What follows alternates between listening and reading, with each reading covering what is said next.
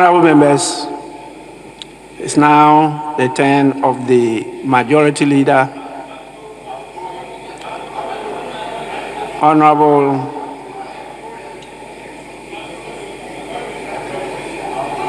Afenyo-Markin.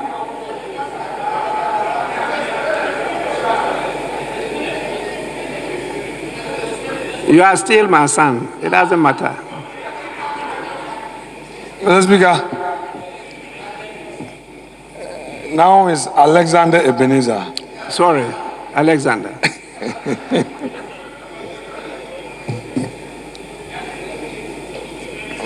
Mr. Speaker, let me take this opportunity to also welcome you into the House and welcome my colleagues, led by Dr. KCL Atufosin, back into this honorable chamber. Indeed, it is an established constitutional custom that once in every 4 years, the people of this country are given the opportunity to elect their leaders. First, the President of the Republic, and second, parliamentarians, the people's representatives. On the 7th of December, this mandate was rightfully exercised by the people of Ghana. They did so peacefully, without fear. They have elected a president and members of parliament. It is without doubt that our friends in the NDC have emerged victorious. And I take this opportunity to congratulate the leader of the minority side and his team for such an unprecedented feat. I also congratulate His Excellency President John Dramani Mahama on his election. Mr. Speaker, Dr. Mahamudu Bawumia did something very unprecedented. We've never witnessed it in the history of our politics before. Relying on his own internal coalition, at 9 a.m. on Sunday, he publicly acknowledged the outcome of the elections, conceded and congratulated the president-elect, who was yet to be officially declared by the Electoral Commission. Mr. Speaker, such a move by him was very historic and commendable. Today, we are here because of that singular action. Today, we are here because all of us collective acknowledged that all we have is our democracy. Mr. Speaker, permit me to take us through memory lane. Mr. Speaker, in 1997, after the 1996 elections, the NDC received an overwhelming victory, and the MPP had only 61 in this chamber. It was a 200-member chamber. The NDC was only short of one seat to get the 2/3. But I am happy to say that that supposed mini-minority, micro-minority, as pronounced by Dr. KCL Atufosin, emerged victorious in less than, in just 4 years because of hard work. They turned the minority into a majority when it came to the 2000 elections. Mr. Speaker, again, in 2012, the MPP suffered another defeat, and the NDC had a majority. In 2016, another historic feat was achieved by the MPP where we had overwhelming majority in this chamber of 169 seats. In less than 4 years, we started going back. And by the time the people exercised their mandate again, the 169 had reduced into 137, plus our independent who caucused with us, and we made it to 138. Dr. Forson, I have heard you. You have overwhelming majority. But that majority will start reducing from the 8th of January. And I know that come 2028, we will be in the majority.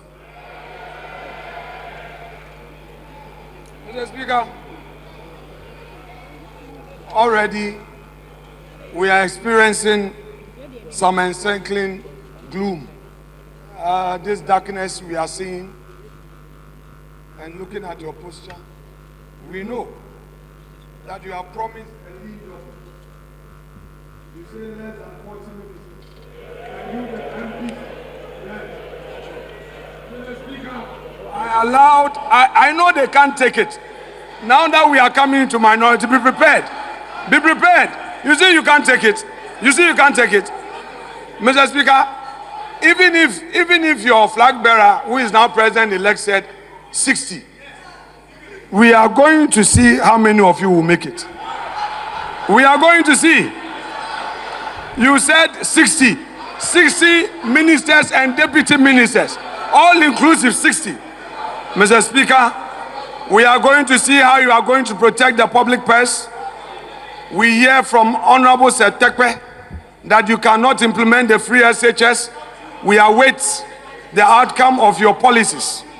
Mr. Speaker, we are aware that this incoming government is going to implement this Nkommo Wo policy. The Nkommo Wo is a social intervention program. We are going to welcome it. But you say you are going to reduce taxes. You are going to repeal the betting tax, the e-levy. You are going to repeal all these taxes. You are going to reduce the taxes at the ports. We wonder where you get the money to implement the Nkommo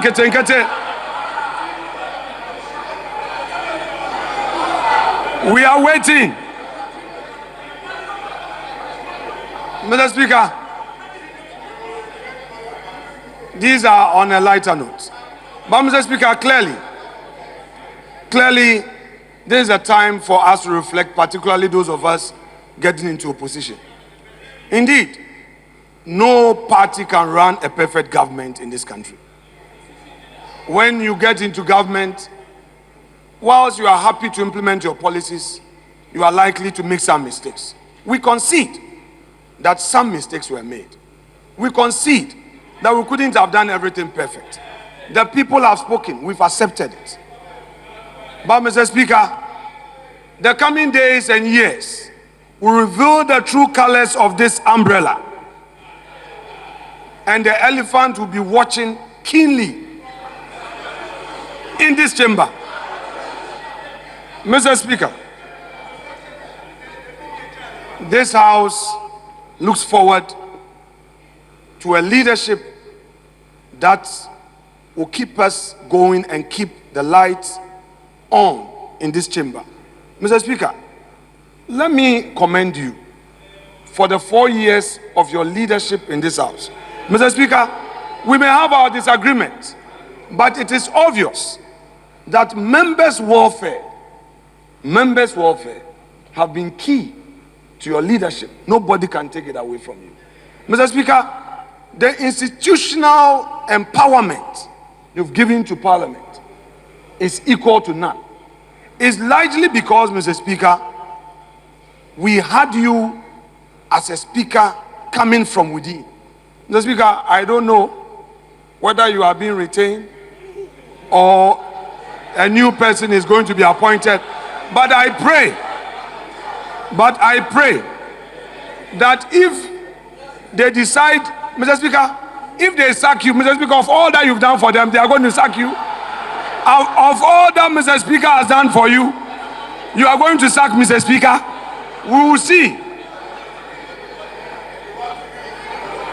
Mr. Speaker, if they decide to retain you, I know Parliament is going to benefit. But should they decide to retire you, Mr. Speaker, they can do it. Oh, they can do it. They are unpredictable. They can do it. If they decide to retain you, the happiness of this house will gather further momentum. However, if the new government decides to bring a new speaker, that speaker should come from within. We don't want an outsider. We want somebody from within who would understand us.